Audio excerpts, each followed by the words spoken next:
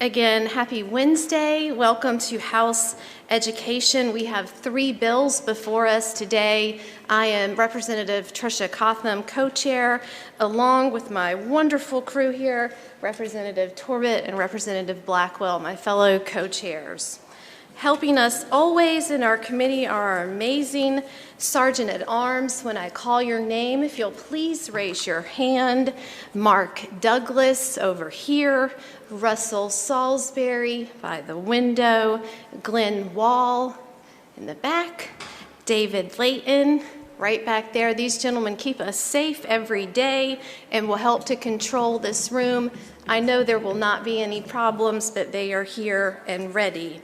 An exciting part of every committee that we have, and I think as legislators, always having our house pages who get to join us for the week and see how this place works, the good and the bad and the uniqueness. So some of our house pages today, when I call your name, if you will please stand, if I have the list of house pages.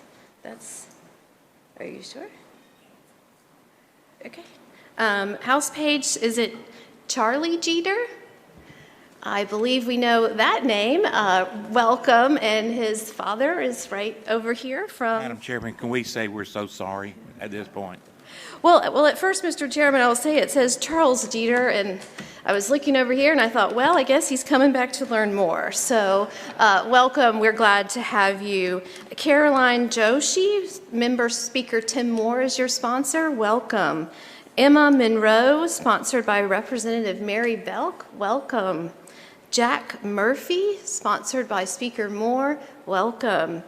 Audrey Sealer, sponsored by Representative Howard Penny, welcome. Samuel Teague, sponsored by Representative Hardister, welcome. We're glad that you all are here. Of course, we have our amazing staff, our amazing clerks and police officers present today. So we are appreciative of all of you. As I stated, we have 3, if members will come to order. We have 3 bills. We are going to change the order of the bills because this is a very busy time and people are going in and out. First bill that we will take up will be Senate Bill 411. Our second bill of business will be House Bill 686. Our third bill will be Senate 49. The first bill up, this will be on your dashboard, will be Senate Bill 411. Students in home school take PSAT, AP. Representative Torbett is going to carry the bill. There is a PCS before this bill. And So move, Madam Chairman. Representative Torbett so moves that the PCS is properly before us. Mr. Chairman, you have the floor. Pieces after you do the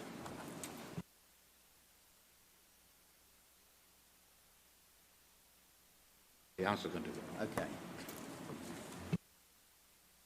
I'm going to tell you on this first one, it was House Bill 172 that passed 115 to 0, and the others were 150, 109 to 4, 381, 109 to 0, all in the Senate sitting there. Thank you, Madam Chairwoman. Senate Bill 411, various education changes. This is coming to us from Senators Newton, Daniel, and Heiss, so I'll be walking their dog today. Part 1 is medical condition action plans and medical emergency plans.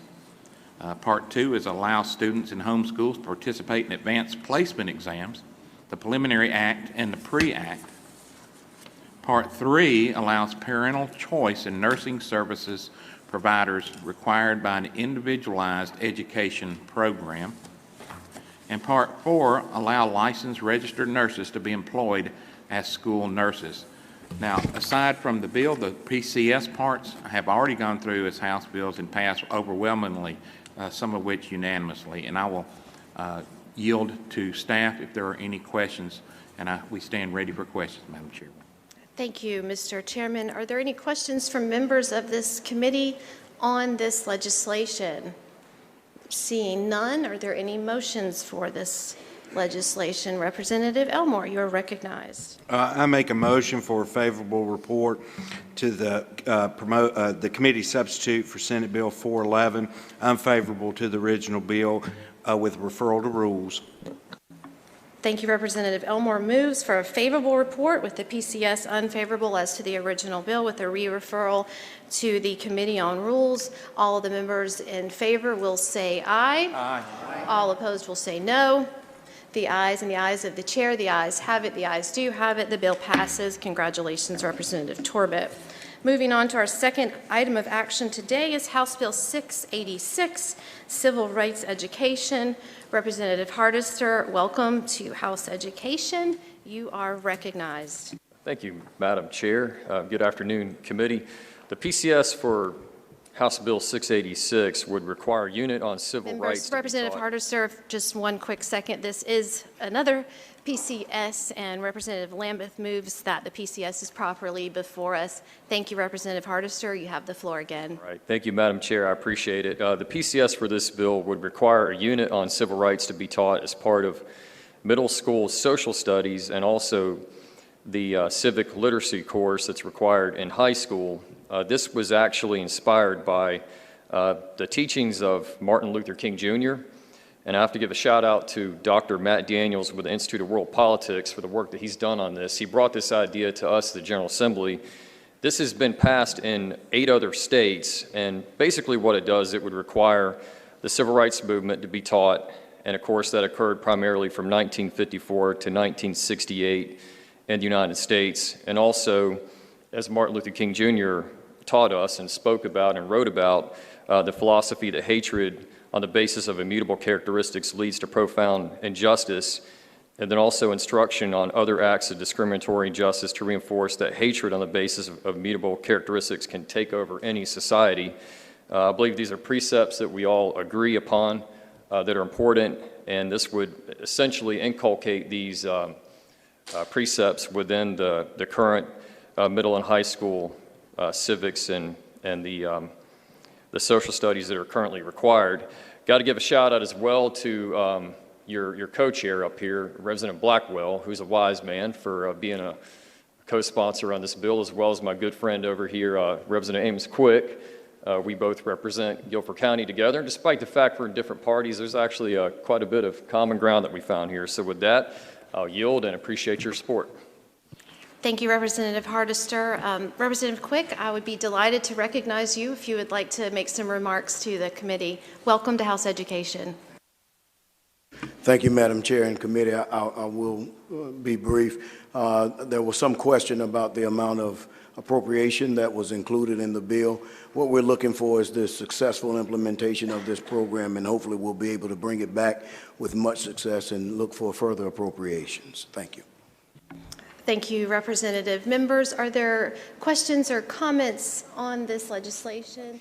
I see a motion. Representative Lambeth with the question. You're recognized. Thank you, Madam Chairman. It's more a comment. And yesterday we had the opportunity to pass a bill that was called the Becky Carney bill that would put AEDs in all the schools around for athletic events.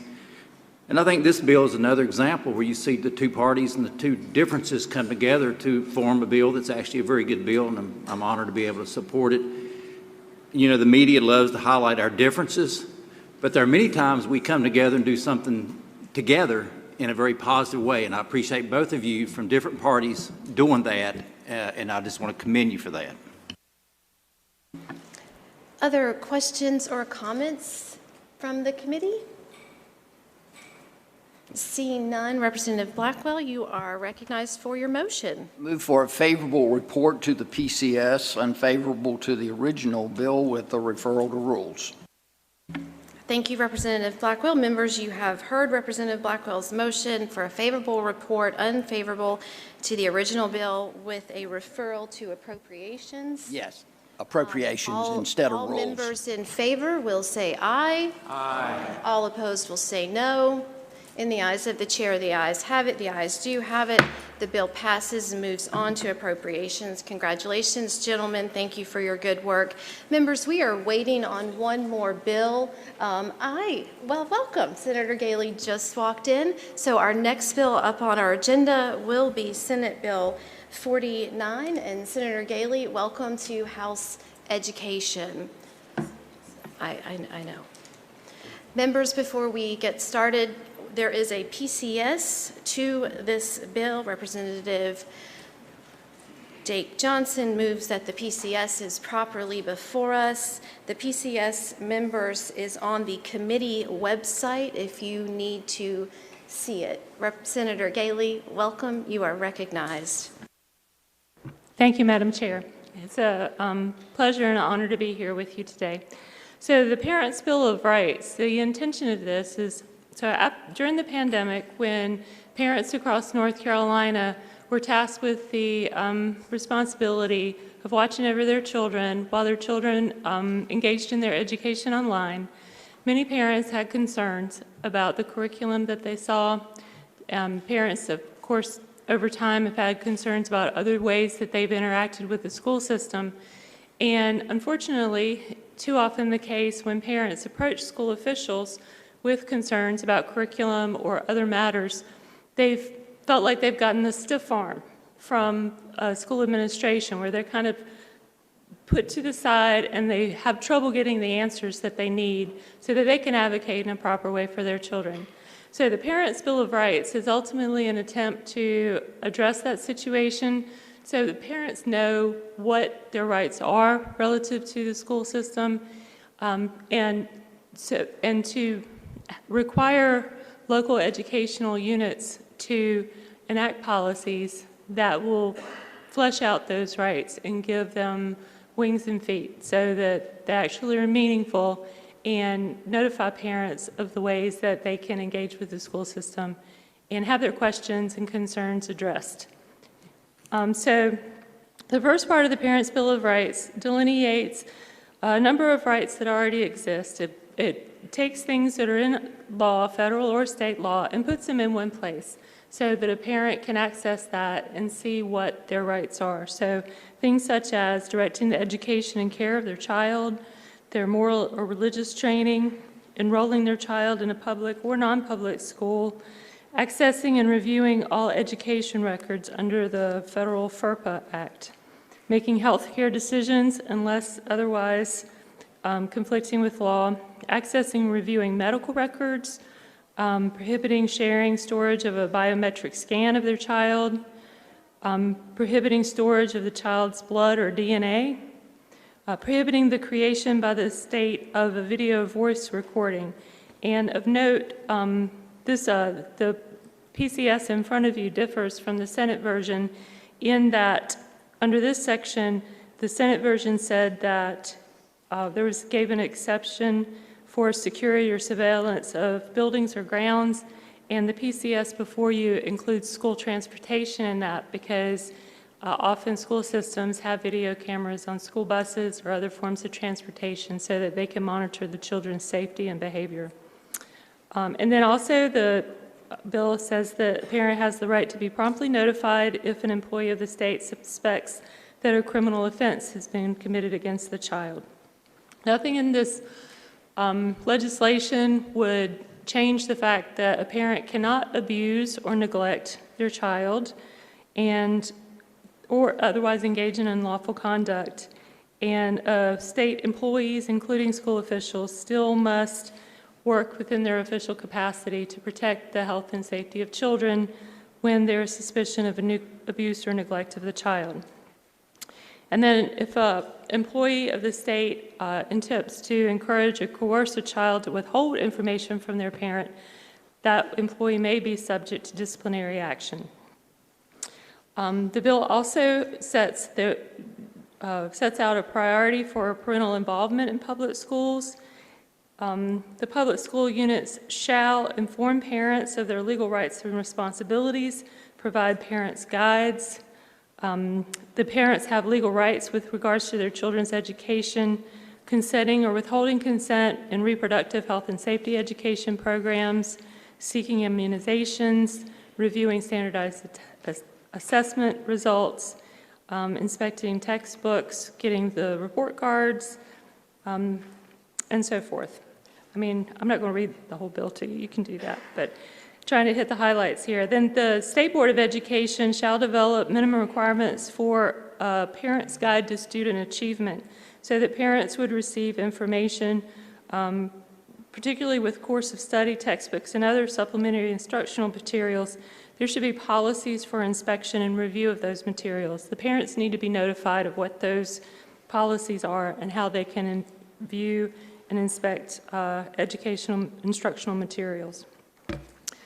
The parents are notified of services available, opportunities for parental participation, educational choices available to parents, rights of students with disabilities, and how to contact school and unit offices. And then the school unit shall provide a parent guide for student achievement that helps parents understand how they can support their child in their education.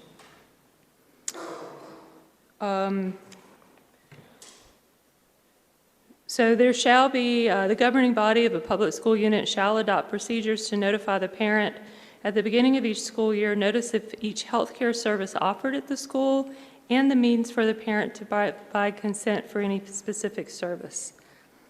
Prior to any changes in the name or pronoun used for a student in school records or by school personnel, the public school unit must adopt a procedure to provide notice to the parent of the change.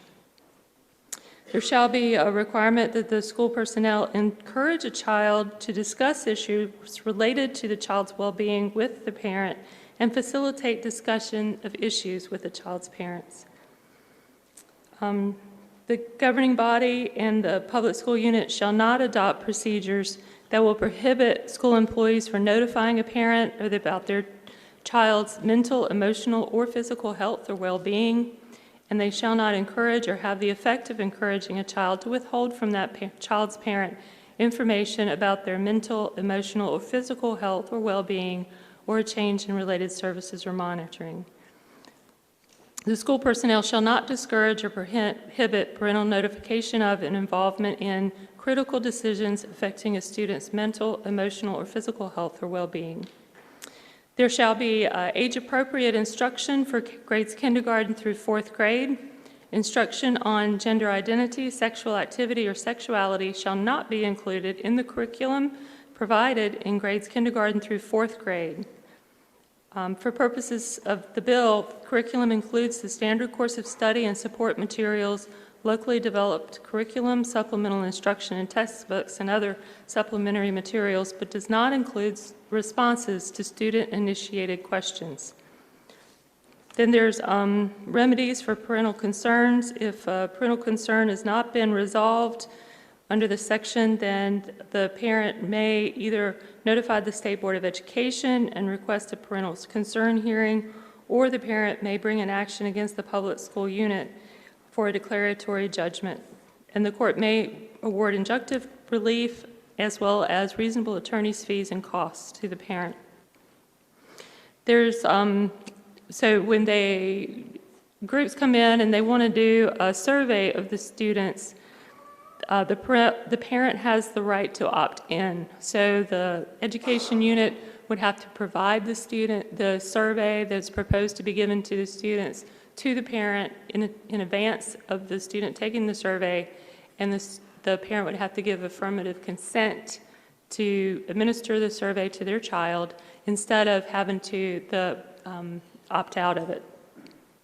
So no student will be permitted to participate in a protected information survey without prior written or electronic consent of the parent or the adult student. So these kind of surveys would be things that ask about political affiliations of the parent or the family, mental or psychological problems of the student or the student's family, sex behavior or attitudes, illegal, antisocial, self-incriminating, or demeaning behavior, legally recognized privileged or analogous relationships such as those of lawyers, physicians, and ministers, religious practices of the family, and income other than required by law to determine eligibility for participation in certain programs.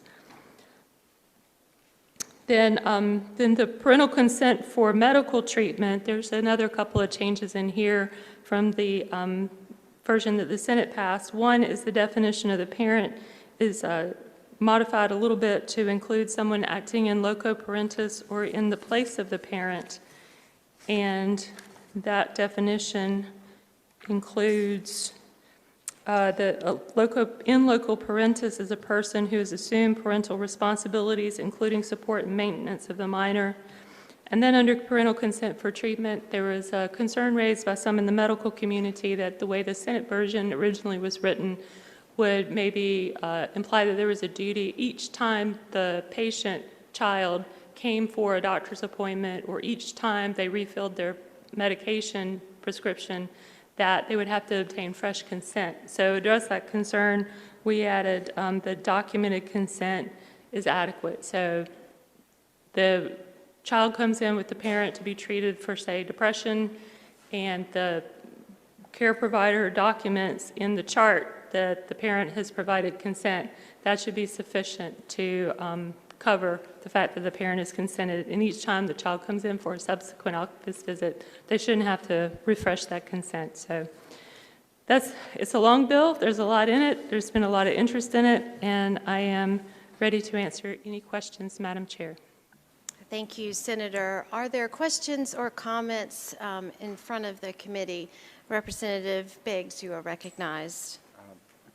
Thank you, Mr. Chairman.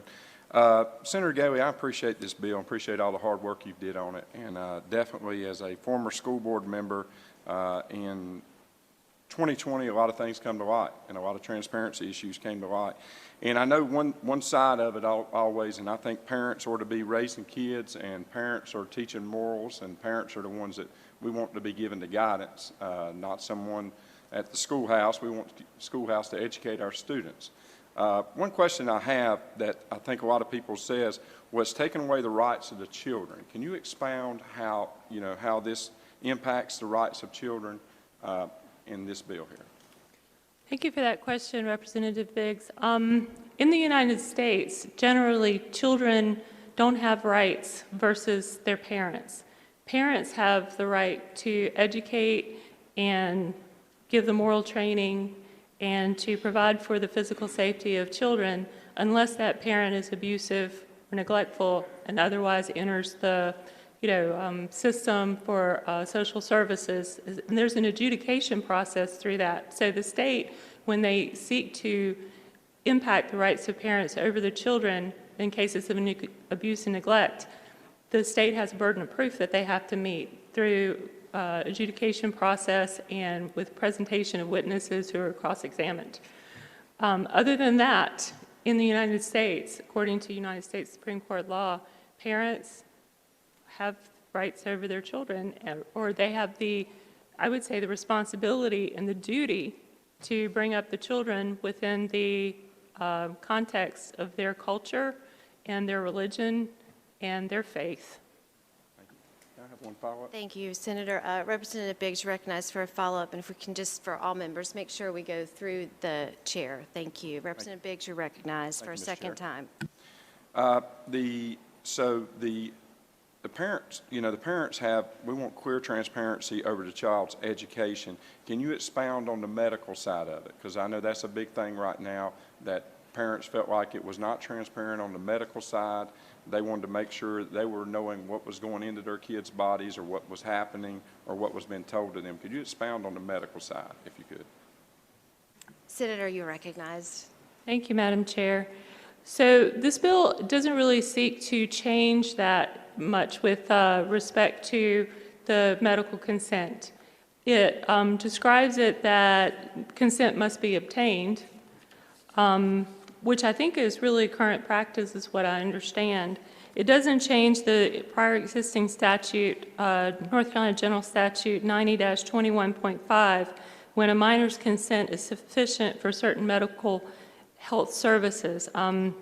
Those are times when the minor is being diagnosed and treated for a venereal disease, an STD, pregnancy, abuse of drugs or alcohol or emotional disturbance. That statute's been in existence, as I understand it, for 20, 30 years. And we haven't really heard any, I haven't, maybe some of you have been around longer than me. I don't think there's been a lot of concern that that statute was being abused by the medical community. And I think there's good public policy reasons for those to be in place. So the bill doesn't really change the medical consent. It elaborates on it and it makes it clearer.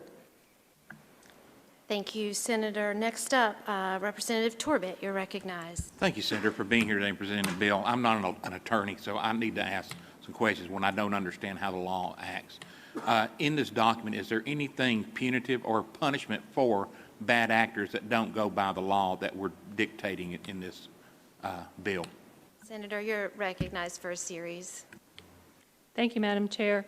So as I said, Representative Torbett, employees of the state may be subject to disciplinary measures. The purpose of the bill really is more to inform parents about what their rights are and to have the local education units have policies in place to give effect to those rights.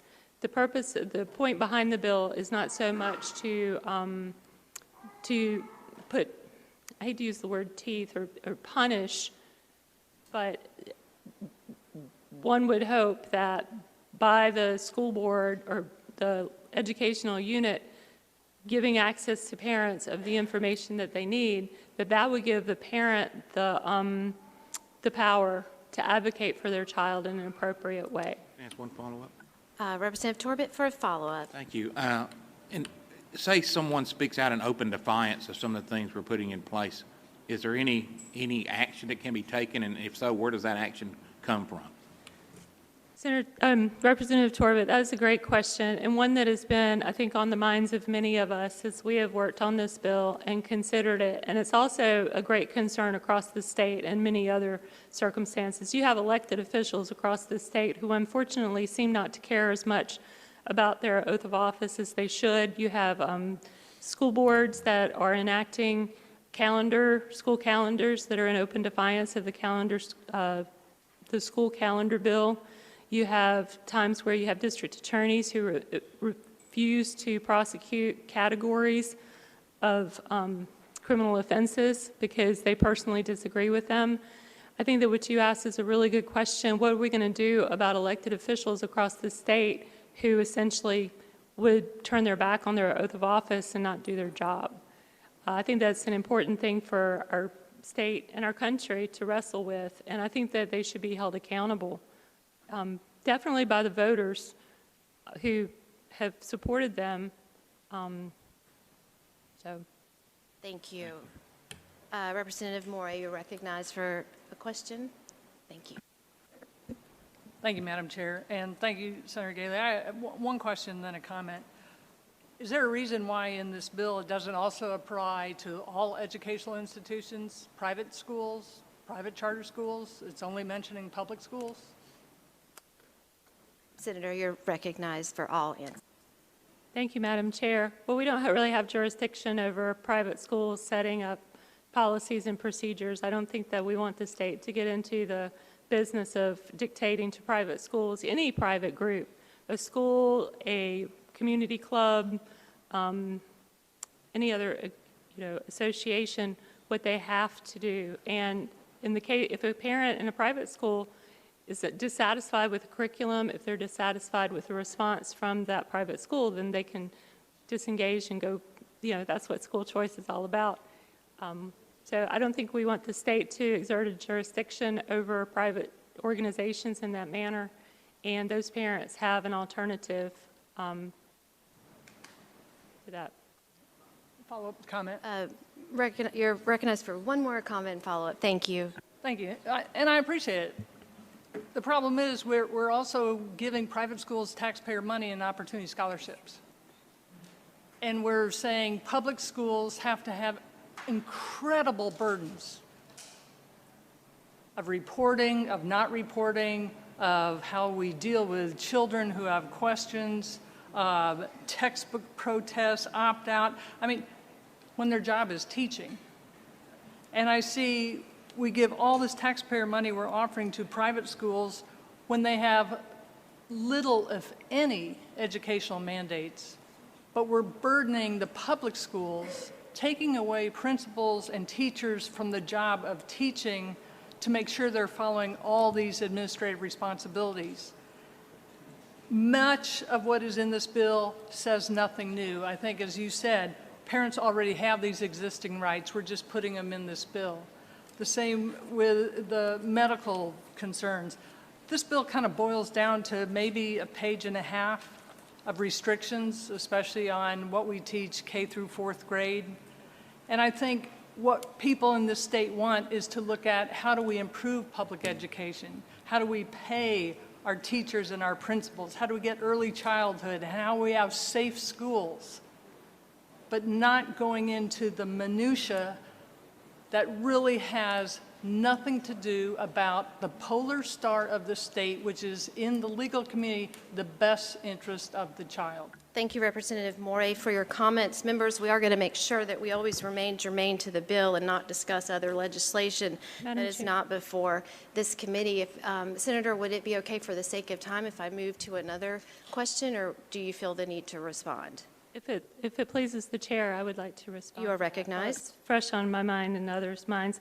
The representative has described the working with parents, the school systems working with parents and the education of their children as, quote, an incredible burden, which I don't think that school systems should view it that way. The school system is there to assist and support the family and education of their children and hopefully inculcate a lifelong love and cherishing of learning and education. What is new in this bill is requiring schools to respond to parents who have concerns. Parents who have had concerns, especially since the pandemic, have not been able to get those concerns addressed by the school system, that people don't return their phone call, people don't return an email, they get the stiff arm, as I said. So this bill it does delineate their rights, but it also gives effect to those rights and gives parents an avenue where they can those rights actually have meaning. Thank you, Senator. Representative Willis, you're recognized. Thank you, Madam Chair. Thank you, Senator Galey, for bringing this forward. I think it's certainly been a topic of interest and much discussion over the last few years. And as a parent of 3 children that are in school, and as an owner and an operator of a non-public school in this state, I don't see this as a burden. I mean, honestly, and as a parent, I see it as an obligation. Why would we not want to be more open and transparent about what we're doing in terms of education and especially when it's dealing with children? And so I commend you for the work that's been done on this, and I would say in some ways I'd like to see it go further. I'll add on to a comment that Representative Torbett made earlier regarding some repercussions. I think there should be something in there. For those that are not willing to follow their oath of office or do what they do, there should be recourse for those parents. And I would say as an operator of a non-public school, I think we do have the opportunity to include those schools in this, as well as our charters. And I think the parents of those students have the rights to have that information and to be able to make a thorough decision of what's the best interest of them when it comes to school choice. So, thank you. Thank you, Representative Willis. Do you have a response, or may I go on for the sake of time, Senator Galey? Representative Eiler, you're recognized briefly, please. Thank you, Madam Chair. Just one comment about on page 8, it's age-appropriate instructions for grades K through 4. My school board and some of our folks back where I represent would like to, since they're in the same building as 5th graders, and we know that children talk among themselves, we would like to see that 5th grade, but I understand this was heavily negotiated, and instead of trying to amend this bill, I hope we can revisit that, and because in most cases, I think they're educated in the same building, 4th and 5th graders. So just a comment based on my school board's wishes. Thank you. May I comment, Madam Chair? You're recognized, Senator. So thank you for that reflection, Representative Eiler. I have reviewed the standards for the health class and for the 5th grade. So the bill says that there will not be instruction on gender identity, sexual activity, or sexuality. And the standards that have been decided upon by the State Board of Education, which as we all know, the Constitution gives them the duty to do that. The standards say that the 5th grade shall analyze the changes, influences that occur during puberty and adolescence. That includes summarizing the functions of the male and female reproductive system, and it also includes instruction on the onset of reproductive capacity. So those two standards would touch on the issue of sexuality and sexual activity, perhaps when you're talking about reproductive capacity and the functions of the reproductive systems. And that is why, and so that's for 5th grade. So that's why when we were drafting this bill, we didn't want to get into, a constitutional debate about who gets to decide what the standards are. So your point is well taken, and I appreciate it. Representative Torbett, you're recognized. Thank you, Senator. You made a statement there, and I just want to question, make sure I understand. Current state law states that reproductive rights would not be taught beyond or before grade 7. Did I hear you correctly saying that now we'll allow that to be happening at grade 5? Representative Torbett, what I understand is the standards for the North Carolina Standard Course for Study for Healthful Living Curriculum, Standard 5.ICR.2, is analyzing the changes and influences that occur during puberty and adolescence. And there's 5.1 ICR.2.1 through 2.4, and those are the standards that I was referring to. Okay, thank you. Thank you, Senator. And members, we are getting close down to the end of time for this committee. We still have members who wish to speak. I will acknowledge them. I was hoping for public comment, but that may not be possible. I will put the vote before the body at the appropriate time. Representative Brockman, you are recognized. Representative Brockman passes. Representative Ball, you are recognized. Thank you, Madam Chair. Just want to follow up, Senator Galey, to the question that Chair Torbett asked you about what happens if these policies are not followed by people in the school. And I understood that you answered it based on what might happen if the person was an elected official. In regards to should a teacher not follow these things and a parent find out about it, what can happen to the teacher? And what are the steps that a parent has to take to be able to confront what that parent believes is not adhering to the policies in this bill? Senator, you're recognized. Thank you, Representative Ball, for that question. So there's two answers to that. One is that the employee may be subject to disciplinary action. For two, I refer you to page 8, line 22.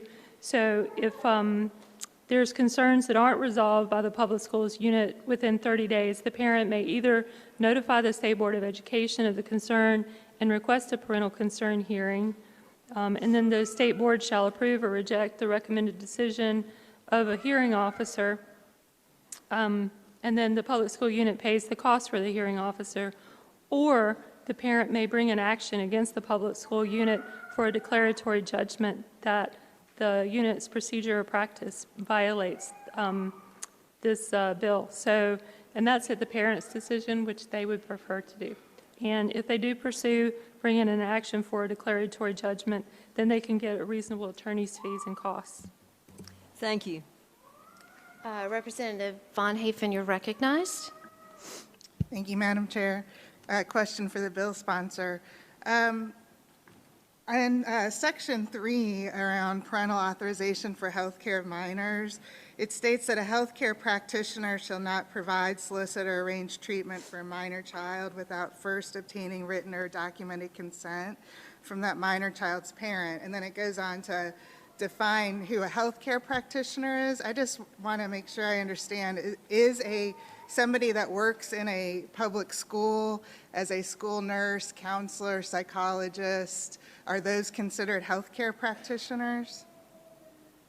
Thank you, Representative Von Hoffen. Yes, the healthcare practitioner is defined as an individual who is licensed, certified, or otherwise authorized under certain chapters, including Chapter 90 and Chapter 115C, to provide healthcare services in the ordinary course of business or practice of the profession, or in an improved education or training program. So, yes, I believe that would cover people who work in the school system. Follow up, please. Follow up, you're recognized. Thank you.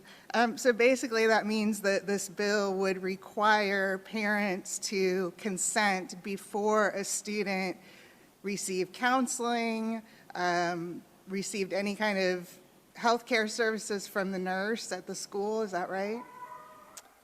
Yes, Representative Von Hoffen, I think that that is what the bill contemplates. Follow Unless up, it's please. an emergency or some other kind of exception applies. Representative Von Hafen, I couldn't hear you. You asked for a follow-up? Yes, ma'am. You're recognized for a third time. Thank you. And then on page 7 of the bill, where it states that in accordance with the right of parents, the procedure shall include a requirement that school personnel do one or both of the following: encourage a child to discuss issues related to the child's well-being with his or her parent, I guess, or facilitate discussion of the issue with the child's parent. Issue could be anything ranging from abuse and neglect in the home to depression, anxiety.